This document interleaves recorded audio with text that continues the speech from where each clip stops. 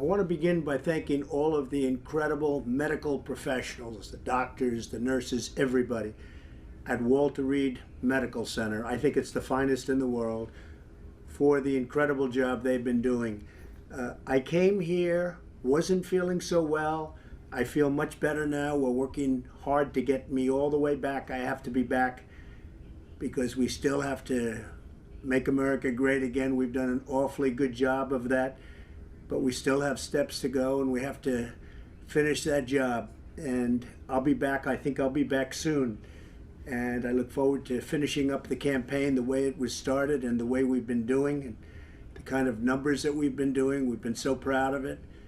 But this was something that happened, and it's happened to millions of people all over the world, and I'm fighting for them, not just in the U.S. I'm fighting for them all over the world. We're going to beat this coronavirus, or whatever you want to call it, and we're going to beat it soundly. So I just want to tell you that I'm starting to feel good.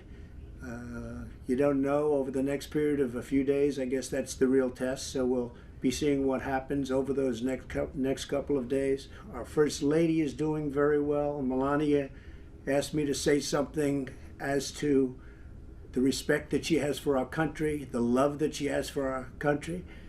And we're both doing well. Melania is really handling it very nicely.